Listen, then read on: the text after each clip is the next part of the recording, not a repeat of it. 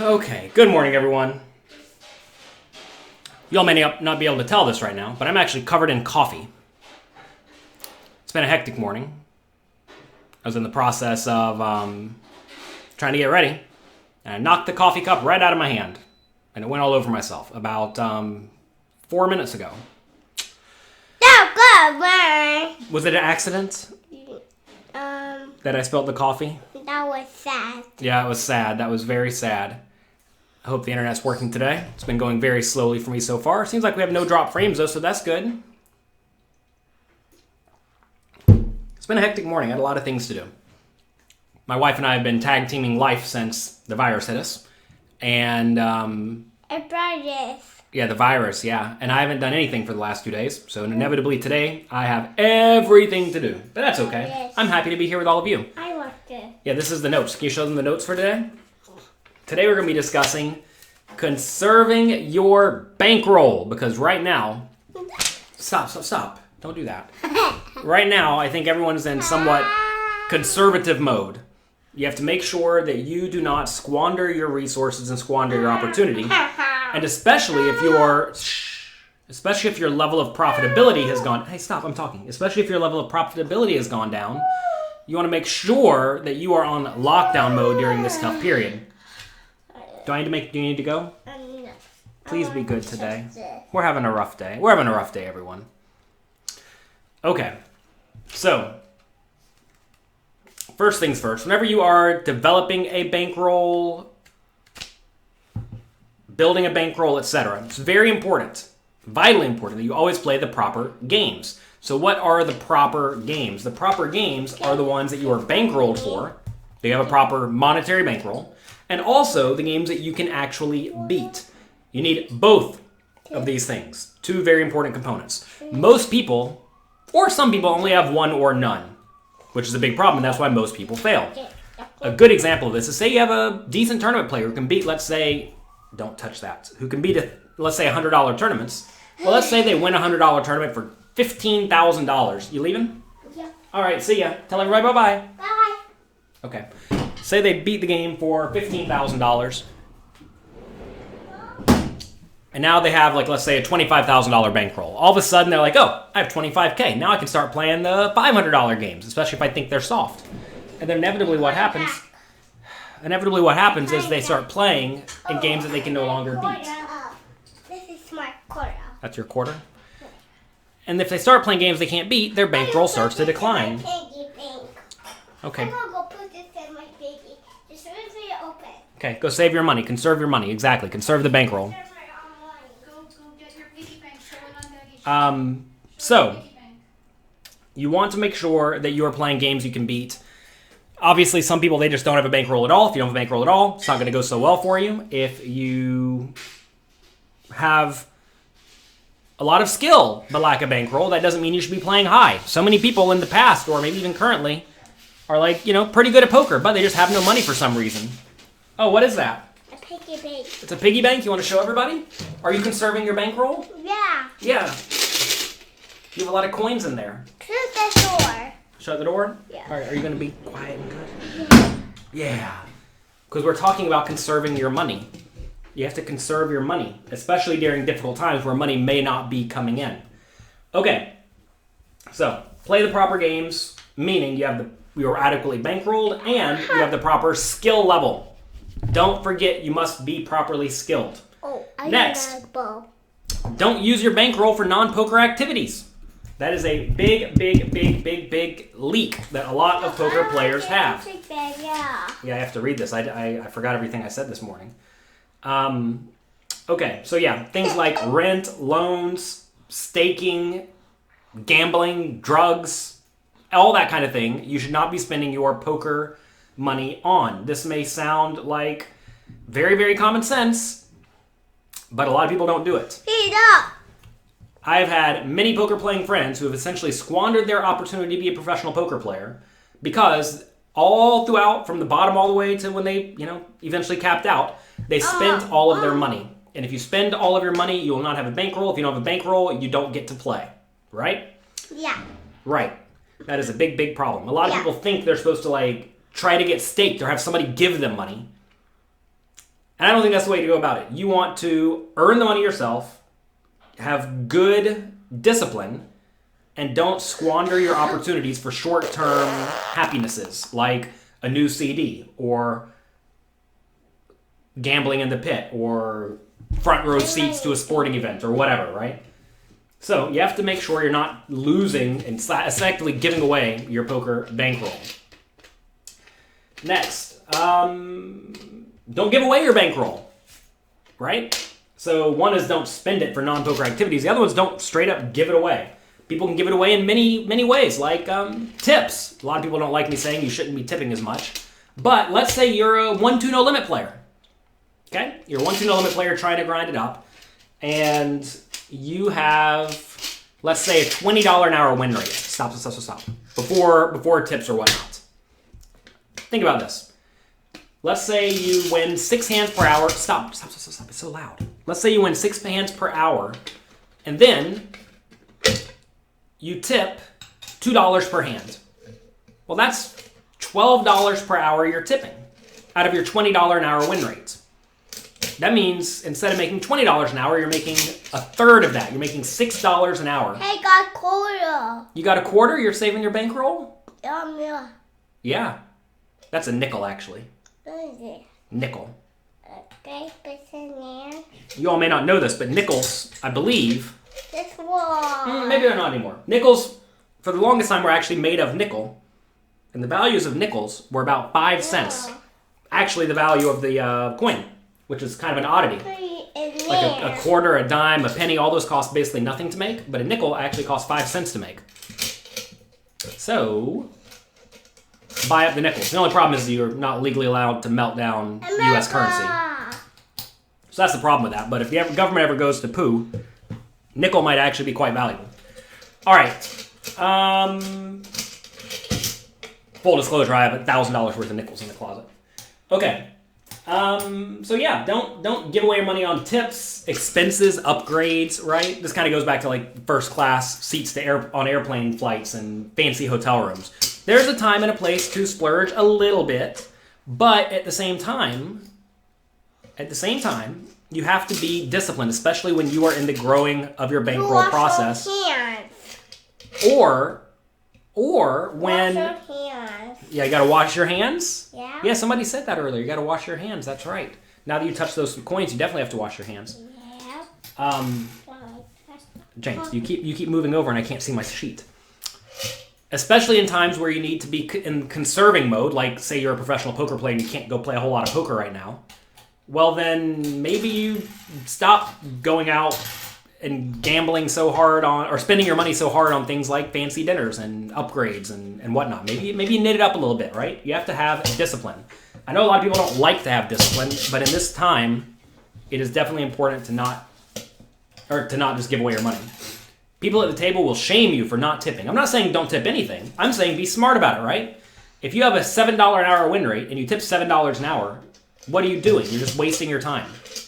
You are absolutely giving away your life if you are sitting there and you're not making any money, and that's the purpose of playing, right? All right. Help me, Dad. It's coming off it on. Yes. Okay. So next, save money where you can in your day-to-day life. This is once you become a pro. This is once you become a professional poker player. Your goal is to now still not give it away. You will reach a point where you're not really trying to move up so much, right? Usually this is when you're playing the highest stakes where you live. This may be where you are just like playing as high as you want to play or whatever. For example, I'm not really trying to move up in tournaments anymore. Oh, look at that, Mommy. She brought me a coffee. I love you so much. Thank you. All right, have a good day. Bye-bye. Bye-bye. Go make Grandma a surprise. It's Grandma's birthday today. Bye. Thank you, Amy. Look at that. We have a nice tea of some sort. Chamomile tea, I believe. Kind of wanted coffee, but that's okay. We will be all right. Play online, no tipping. Indeed. Well, now they actually have those shady sites where you can pay $1 to throw a tomato at your opponent. It's kind of like tipping, right? 1 dislike on this video. That's not nice. You know, to be fair, everyone's not going to like you. And that's A-okay.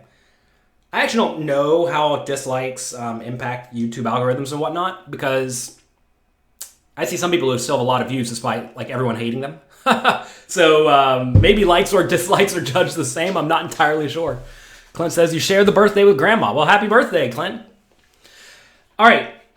Once you are a professional, you really do want to save where you can. Ask in your life where you are spending money that you do not necessarily need to be spending.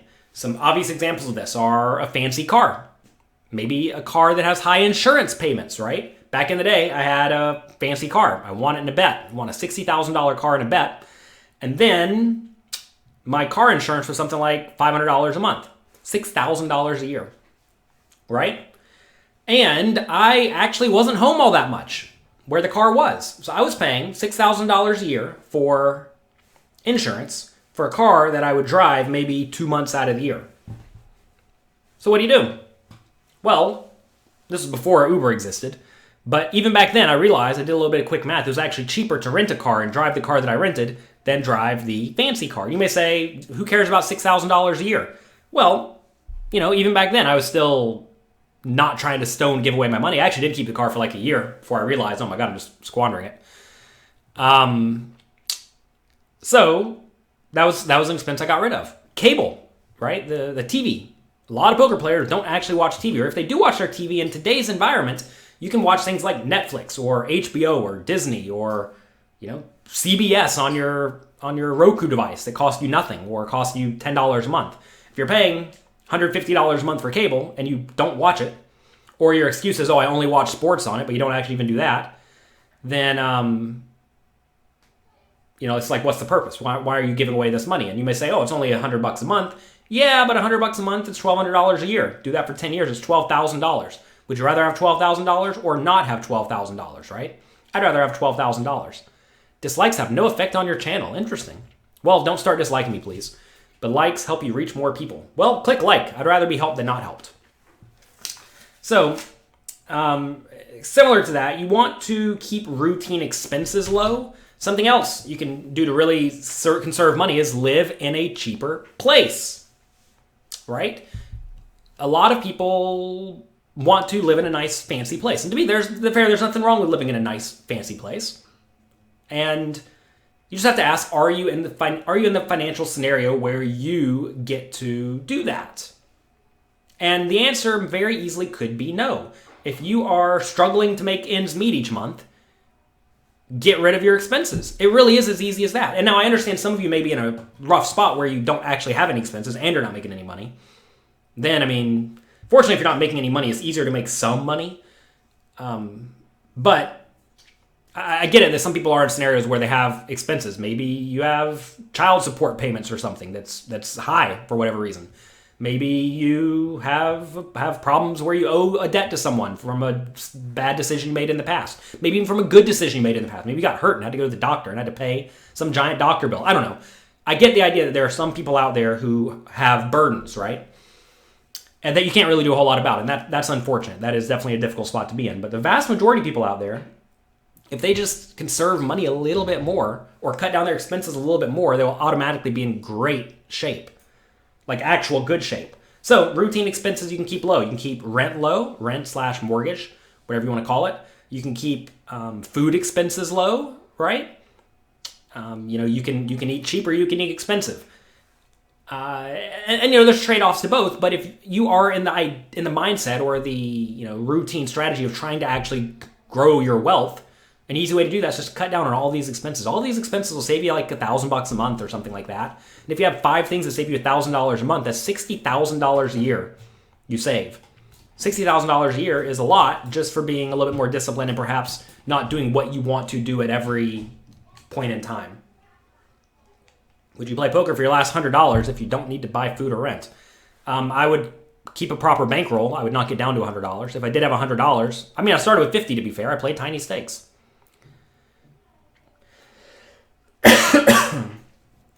Next, you always want to ask, will doing this help or hurt my poker career? Or if you're not a poker player, your career in general. Some things. that you should probably not do. You should probably not be doing a whole lot of drugs. You should probably not be drinking a whole lot of alcohol. You should probably not be playing a whole lot of video games. You should probably not be, doing anything that's detrimental to your mind or body. I think those things are quite bad for you, and they will take their toll, perhaps not immediately, but in the long term. I mean, some things will take their toll immediately. But you want to make sure you keep those things out of your life. And there actually are a lot of things out there that could be detrimental that a lot of people just slowly let sneak into their life. Like drinking, right? A lot of people start drinking a little bit, and then inevitably they start drinking a ton. And then, 5, 10, 20 years down the line, it wrecks them. And you don't want that. Do not allow that to happen to you. So, really, a lot of this talk is keeping your expenses low, but also not spending your money. They can kind of go hand in hand. I'm telling you, a lot of people out there, whenever they win money, they spend it. Because they don't view their bankroll as the tool that they have to use to succeed at poker, which will let them succeed at life, right? And I think a lot of people just view money as something that should be spent, as opposed to something that should be turned over and over and over again to make much more money. So we had a few questions about bankroll here. When you go to cash out some of your bankroll, let me read this. What circumstances will you cash out some of your bankroll? How much of a bankroll should you keep? Well, you should keep a bank. Well, so look, it depends on your goals, right? Jonathan Little, for example, isn't actually trying to grow his bankroll, at least for poker.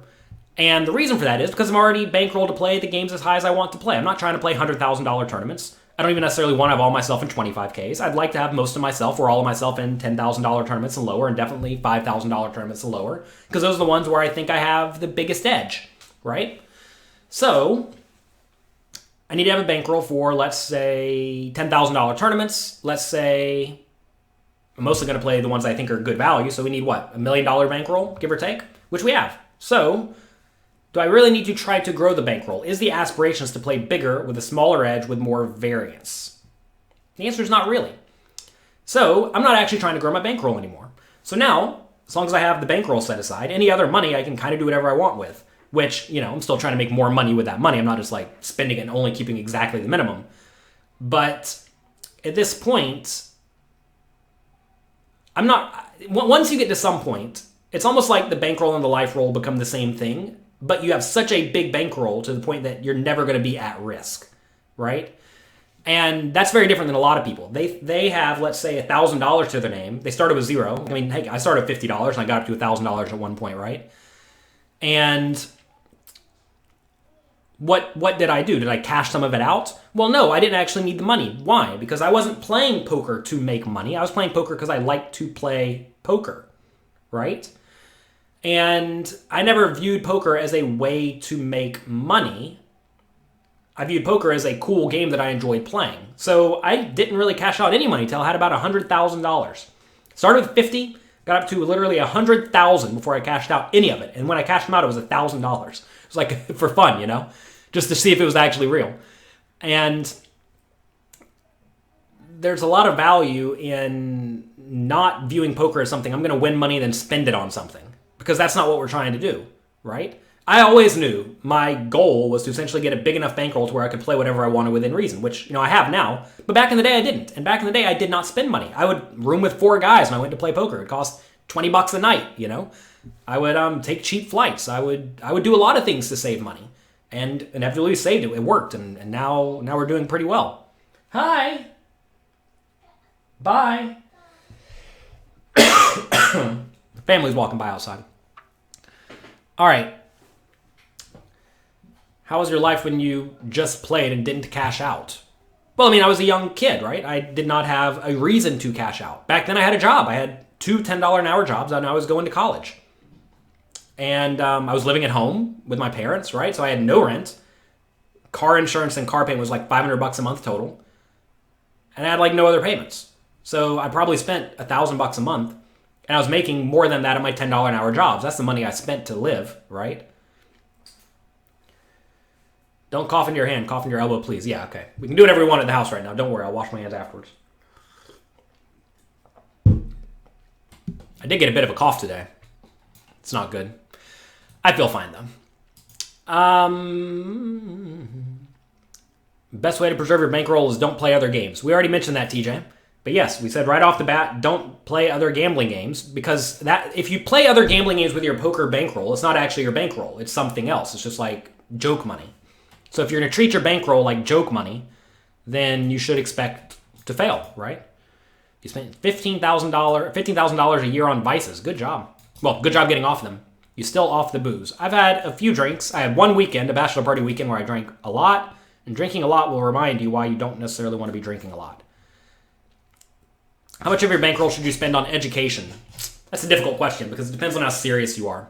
Back in the day, I had $20,000 in my bankroll, and I spent $5,000 of it on coaching. 25% of it. It's actually kind of high if you think about it. But it was well worth it. I hired a guy who was very good at sit and goes back in the day. His name was Greg Shahade. You may know his sister, Jennifer Shahade. They're both very good chess players. Greg was one of the best sit and go players. And my return on investment went up a little bit. It was well worth it. I made back that $5,000 in about a month, and then I just continued making that extra $5,000 for the next 2 years. So basically, took that 5 and turned it into, I don't know, 200, and it was well worth it. But I mean, that's what tape. That said, it's not always going to be well worth it. It depends on how actually serious and dedicated you are. Because if you learn something and then you use that knowledge over and over and over and over and over again, like I was doing. I mean, I was playing literally all day, every day. It's basically free, right? I paid it back in a month and got to use those skills for the rest of my life, all right? So if you're actually going to utilize what you're learning and you're going to take it very seriously and apply it, then basically all coaching is very cheap. I mean, mine was $5,000 back then, and it was effectively very cheap. So the question is, what percentage is reasonable? It really depends on how dedicated you are. If you're not going to use it at all, then it's not worth much of anything. If you're going to use it all day, every day, it's worth a ton. Also depends on the size of your bankroll, right? Obviously, I wouldn't spend 25% of my money today. Do you multi-table when you play online? Yes. Do you think it affects certain decision in game if you're not paying full attention? Yes. I'm very good at multi-tabling. Long time ago, with no tools, I can play 16 tables, no problem. Today, with no tools, I can play 16 tables, no problem. Usually up to about 20, that's when I start to feel like I'm really starting to fall off, but I have more experience in that than most people. Let's see. But yes, when you play more tables, your return on investment definitely goes down. Definitely. All right.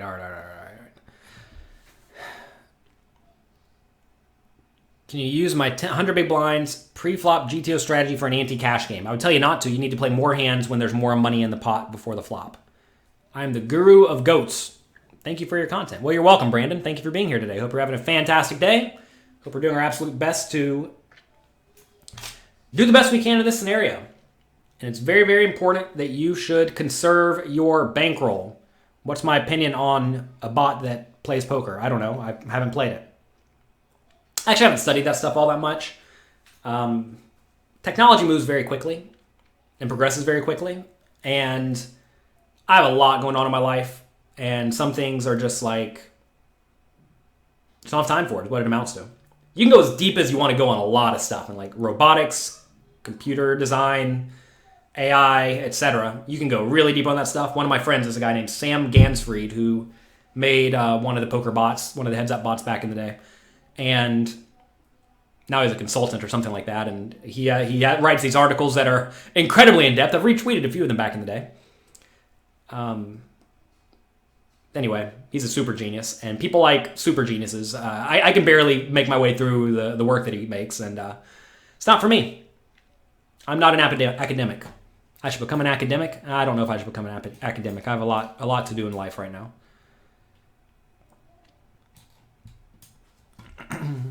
You were hesitant to buy poker coaching at first, but it seemed like a lot of money, but now you've made a ton back and quite more since then. Well, that's what happens if you apply yourself, right? How many buy-ins should you have if you strictly play a $109 tournament 4 to 5 days a week? Well, understand the number of days per week you play doesn't actually matter, right? Go to jonathanlowpoker.com/bankroll and read that. What matters is your return on investment, the variance in the game, which basically how many players are in the game, and is that it? The buy-in size, which you already told me. So yeah, what else can we do to conserve our bankroll in this time? So let's talk about this interesting scenario we're in now, where a lot of poker players can't actually play either as high as they were used to playing, or they can't play at all. In this scenario, what should you do if you are a professional poker player or any person who just lost a lot of income?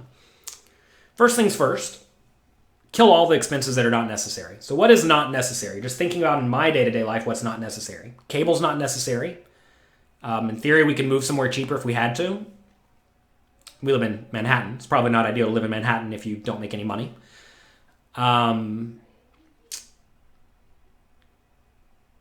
Credit card bills are interesting if you have a low interest rate. Really, a lot of bills are interesting if you have a lower interest rate.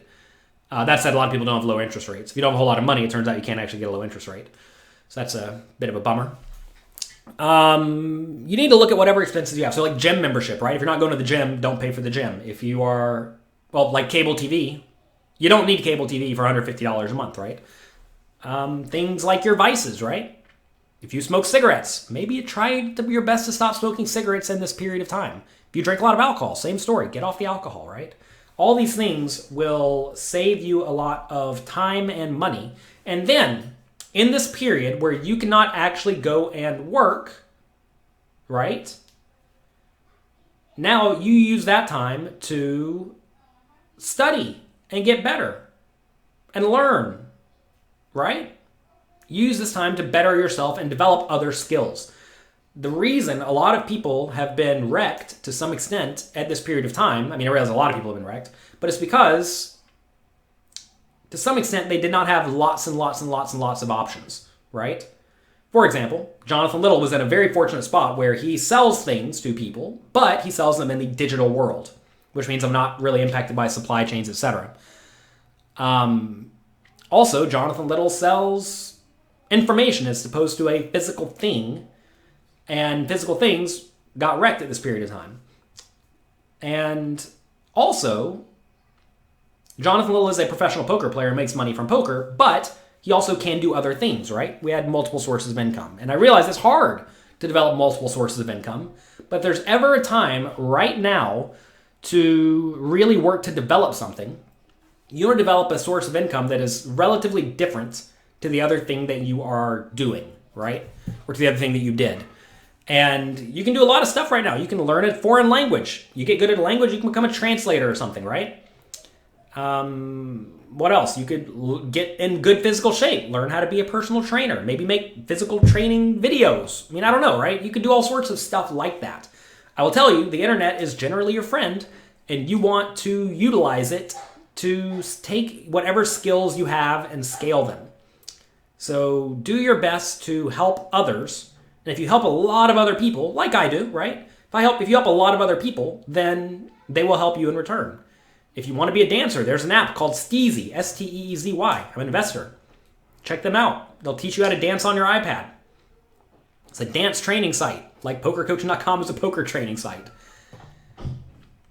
Do I think 100 buy-ins with a live? What's your ROI, right? What is your return on investment? That is all that really matters in these scenarios. You're not giving me all the parameters. What do you do with big hands under the gun? Min raise. What's my opinion on Galfon versus Vinny VD comeback? I mean, it happened. I don't know. What are you asking me about this? Things happen. Outcomes exist. Where is the online? What's the best place to start playing games? You can play whatever game you want to play, right? Cash games and tournaments are very different games that make sense for different people, right? I mean, for example, if you can play poker 2 hours per day every day, well, then tournaments are not for you because you can't play 8-hour sessions, right?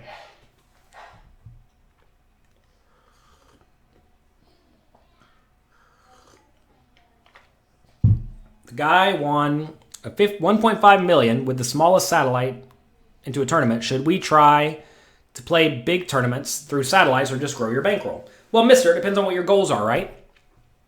I have an article, you can search it, I'm sure. Jonathan Little, do not play satellites. Or something like that. Maybe that'll tell you my opinion on them. It's important to realize that what happens with satellites, right? When you play a satellite, you're let's say you're good. You're 1 in 8 to cash that satellite, right? So you're 1 in 8 to cash the satellite. Now, how often are you going to cash the regular tournament? Well, you're 1 in 8 to cash the regular tournament too. So now you're 1 in 64 to cash every time you play. So in terms of super jacking up variance, well, satellites jack variance through the roof. And usually it's going to be in the downward direction.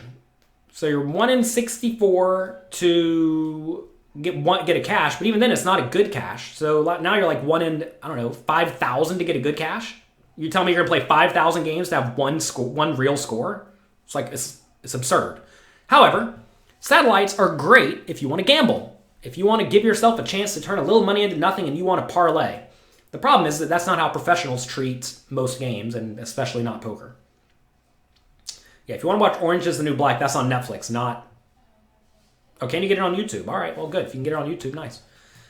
What if you can play 10 hours a day and can't handle the swings of tournaments but get bored while grinding sit and goes? What should you do? You should get better mindset and discipline and realize that if you don't like playing poker, then maybe poker's not for you. If you do not like playing poker, poker may not be the game for you. People say the Galfond is rigged as a promotional challenge. I highly doubt that's the case. In theory, anything's possible, right? But I highly doubt that's the case. I mean, if we want to go down that rabbit hole, in theory,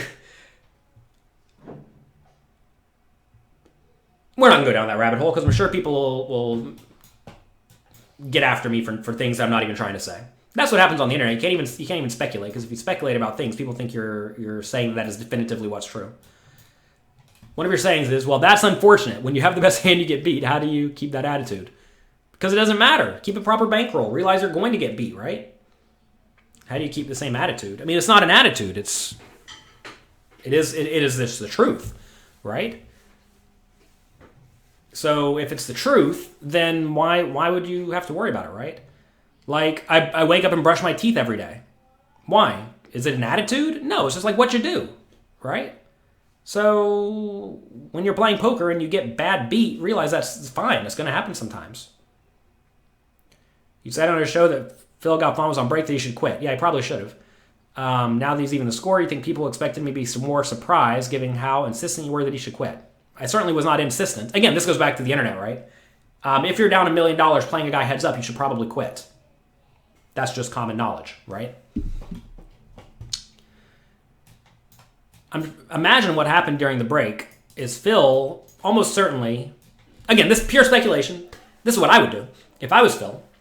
And I would hire the absolute best players I know to study the entire challenge, break down everything Vinny Viti's doing, and then give me a very complete playbook to study and diligently work on during this break period. And then, during that break period, play a ton against someone playing the exact same strategy with the coach, the helper, the best player, literal best player in the world, who you're probably paying, $100,000 to specifically tell you exactly what to do to beat the strategies your opponents are using. And then hope your opponent doesn't adjust. And if they do adjust, have that person on hand to teach you all the time. But again, was I insistent? No, I'm not insistent. I mean, if you're down $1 million playing someone heads up, you should probably not play. If anything, this should go to show all of you that Pot Limit Omaha is a game you probably don't actually want to play unless you want to just straight up gamble. Because there's a lot of variance in it. I mean, there are many players, many very, very strong players who have gigantic swings. And,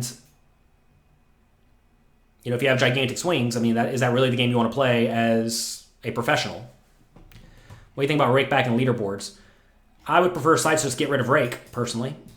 What do I think of them? I mean, I don't know. Sure, it's a promotion. Promotions are good. It's nice that sites give back money to the players. Where am I excited to play this year? I always like playing the Party Poker, Caribbean Poker Party. It's going to be in Atlantis this year as far as I know. It's a great trip. Great spot, great tournaments, lots of satellite qualifiers, etc., etc. You listened to Phil with Joey last night. He said he was too deep in rabbit hole. Not sure what that means. I mean, look, you all apparently want me to talk about speculative things. I mean, the speculative things are that someone in the site would rig the site, right? So obviously, if you are playing, you probably don't want to play on the site just to be safe. You want to play on a third-party site that either you pick or, it's neutrally decided. Party Poker, PokerStar, somewhere like that.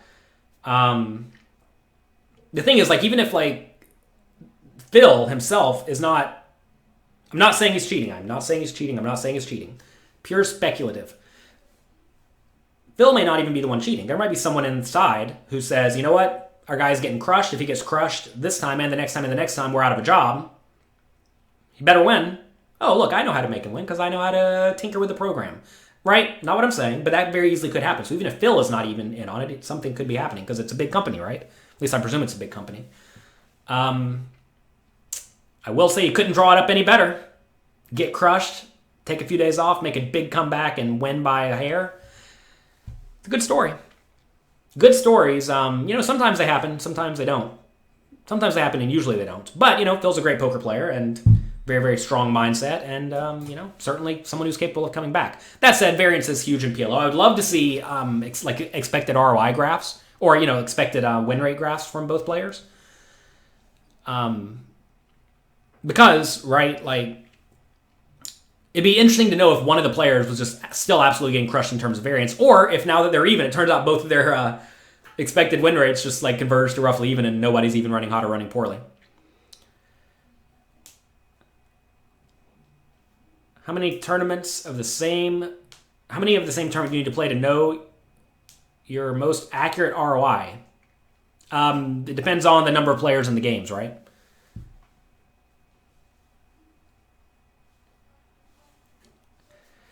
Well, Evan, I know. So I already know that the deal with the game was that Phil would play on any site. Well, Party Poker, PokerStars, or what's his name? Run it once. Phil said the EV graph is close to the actual money graph. Well, there you go, right? Turned out both players are even. Just one of them got crapped on for a while, and then the other one came back for a while. Howard, James, and Thomas, they're here. They're nice. They're doing well. DTR, I'm glad you enjoyed PokerCoaching.com.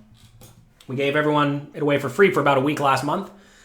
We're currently doing a 7-day challenge, by the way. You can get 7 days for $7. It's pretty cheap. Head over to PokerCoaching.com/3betting-challenge. Maybe I'll type it right here so you all can just click on it. Let's see.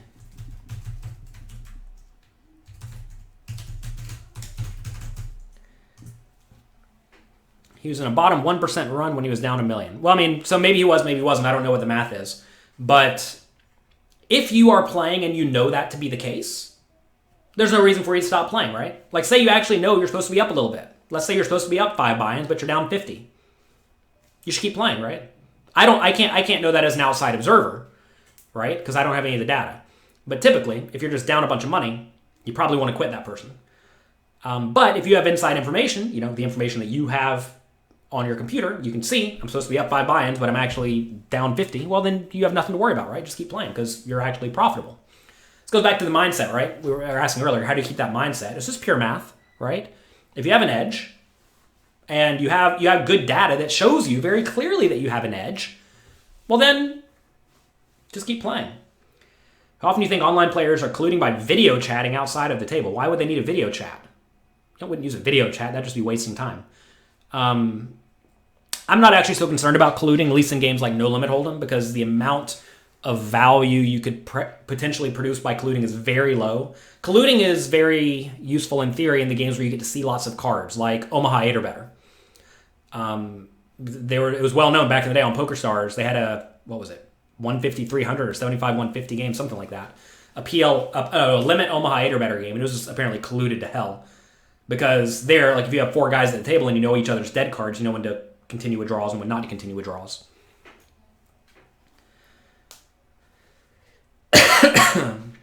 Goodness gracious. Epiphany says something rather ignorant here. You can download the hand histories and you would not risk a small business. Again, I didn't say Phil was doing it. You all are. So this is what happens when you say things like this. People don't actually listen to what you're saying. I said Phil could be doing it 0.0001% of the time. Someone at the company could be doing it 0.0001% of the time. But anytime you see a story that is drawn up about as amazingly well as it could be drawn up, it should always, in all aspects of life, not make you think, oh, what a cool story. It should make you think,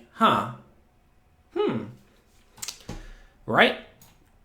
I mean, just imagine, purely hypothetical, if you wanted to make a good story out of this, wouldn't you have your guy just get crushed in the beginning and then have him make an amazing comeback and even crush the guy really hard at the other end? Right? I mean, that gets attention. That gets eyeballs on you. If it was like a break-even challenge for the whole time and then one of them won by a buy-in, like who cares? Right? But if one guy gets crushed and then the other guy, you go on a bottom 1% run, as someone said here, then you go on a top 1% run, that actually doesn't happen all that often, because if you're 1 in 100 to hit one of them, and 1 in 100 hit the other one of them, we're 1 in what? What's that, 10,000? You're literally 1 in 10,000 to have that happen? 1 in 10,000 doesn't happen all that often. Are playing jackpot tables good to conserve your bankroll? No, it's the opposite of conserving your bankroll.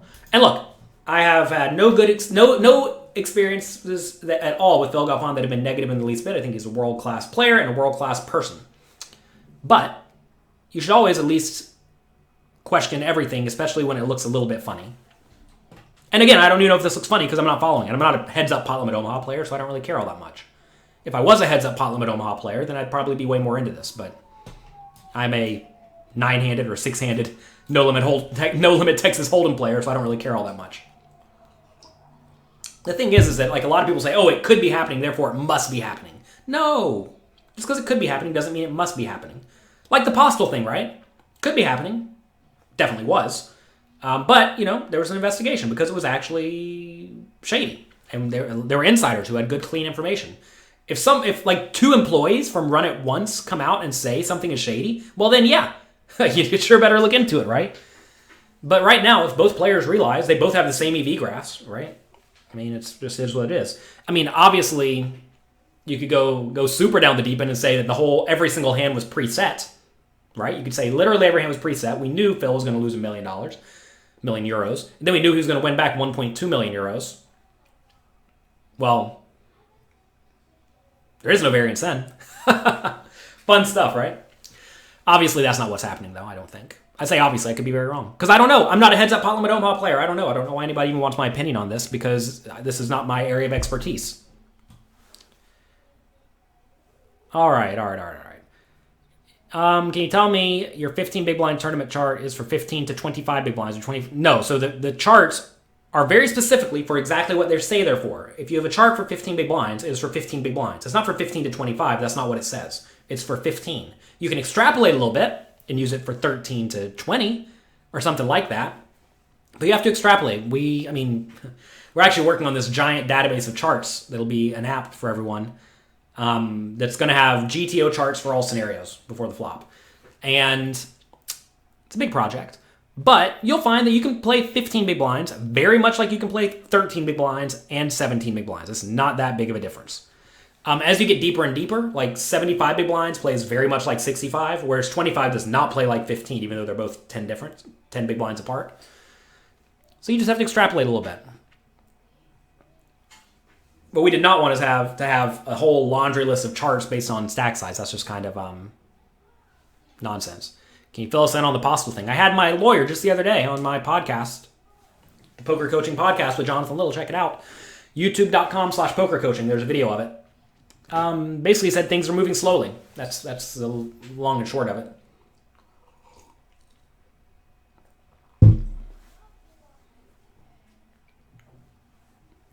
If you have 30 minutes, you can listen to Joe Ingram podcast with Phil, and you don't have to speculate. You can make your own assessment. Damien, you have to realize that you always have to ask in every scenario who is doing the speaking. Again, I have nothing bad to say about Phil Galfond at all. I think he's an amazing human. But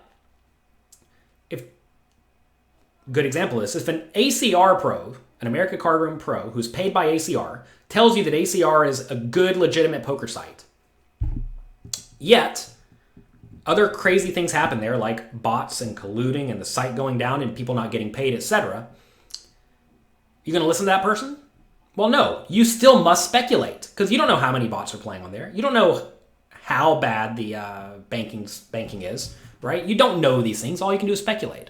So your assessment that listen to this podcast, now you don't have to speculate, doesn't make sense. I mean, you make your own assessment is speculating. That's what speculating is you making your own assessment based on incomplete information. And like I'm telling all of you right now, I have almost no information about Heads Up Pot Limit Omaha. So I don't know, right? And I recognize I don't know. All right.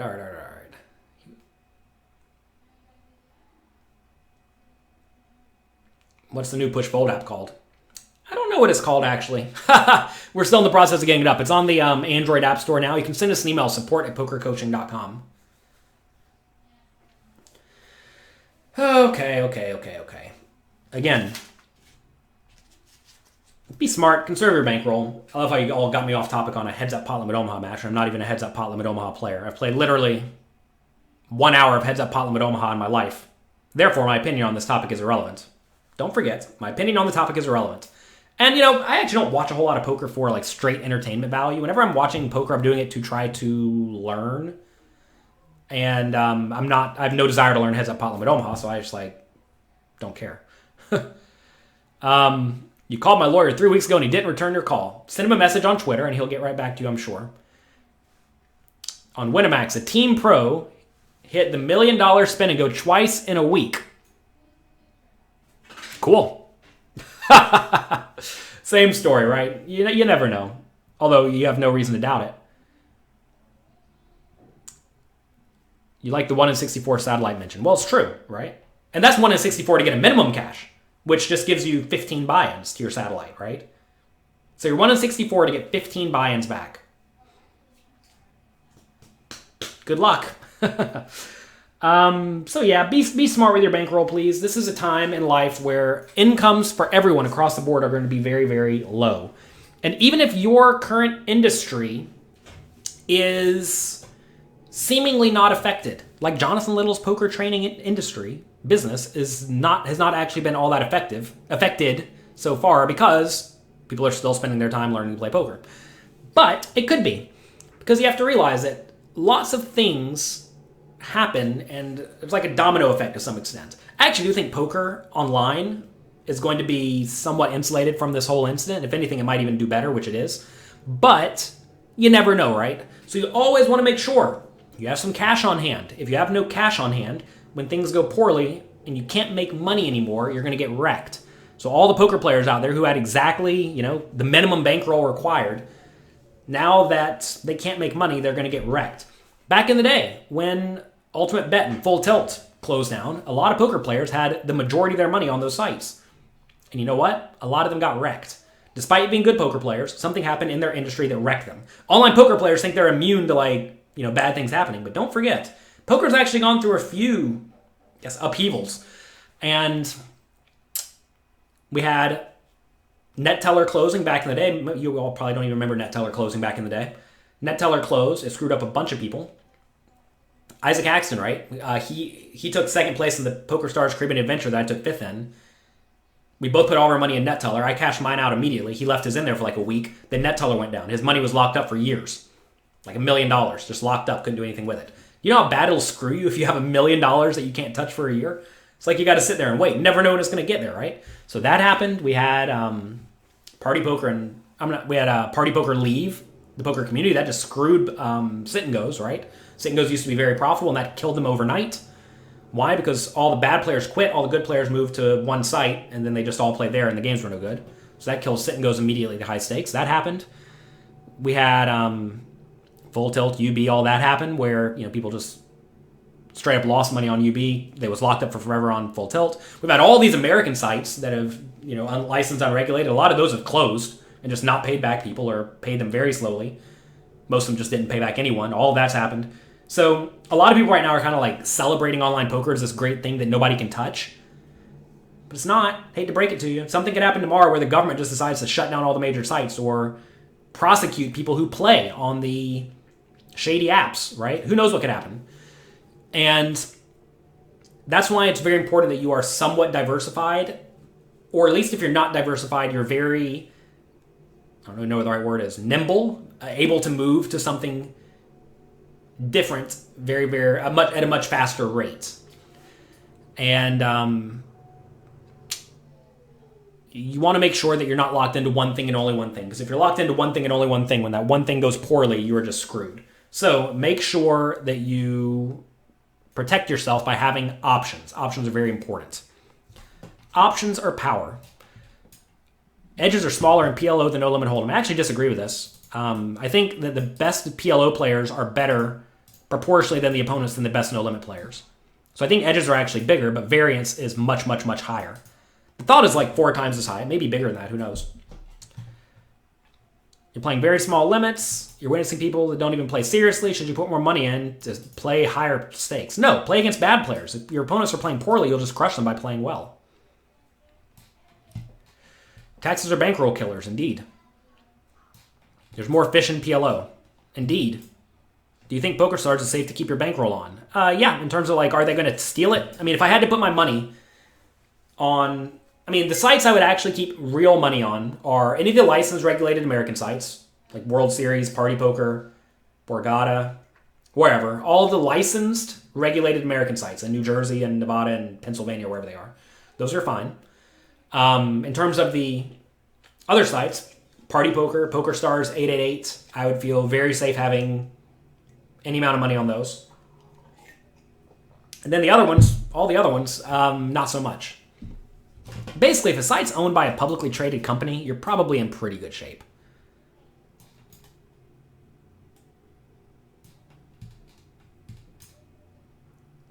If one plays on one of the shady sites by putting a small amount of money on it and it becomes large, can you get in trouble if you claim the wins? No, just cash it out. You'll be fine. Make sure you pay taxes on it. Do I have a bill on sit and goes? No, I just listed here that sit and goes are not really beatable and probably not a great use of your time in today's poker environment. That said, they just play like a final table, right?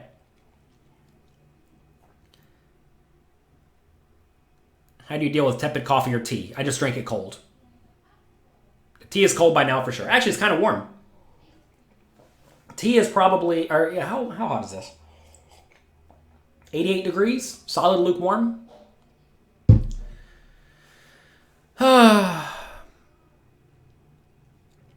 Well, cold tea or coffee as a or the alternative is get up and go microwave it or heat it up in some way. I'm not going to spend my time doing that. My time is very, very valuable, and I do not have time to get up and go make the coffee for a little while. How are sit and goes not winnable? B. Flanagan, sit and goes are not winnable at the high stakes. I don't want to have any of you spend significant amount of time getting good at a game that you can only win a tiny amount of money from. And nobody is beating the high stakes sit and goes. And the high stakes sit and goes don't even run anymore. So if you want to play a game where you can make like $30 an hour at the most, maybe sit and goes are for you. But I want all of you to aspire to way, way, way more than $30 an hour. So I would tell you to play games where you can actually make that much money. I mean, I'd tell you to play six-handed PLO before I'd tell you to play sit and goes at this point in the poker environment. And I don't even think six-handed PLO is a good thing for you to do. You should definitely play either No Limit Hold'em cash games or No Limit Hold'em tournaments. The game's going to be around for a very long time. Edges are still very big. And if you get good, you'll crush it. But I would tell you not to spend a lot of time playing a game that doesn't have a future unless you're playing just to goof off, right? If you're playing to goof off, play whatever you want to play because it doesn't matter. You're just like passing time. But if you actually want to significantly change your life, you probably need to make more than $30 an hour unless you're living in a country where $30 an hour is just like infinite money. But I realize a lot of you are living in like America or Europe where $30 an hour is fine, but it's not like get rich money, right? When do you think things will come back normalish and casinos will reopen? That's a weird question. I don't know.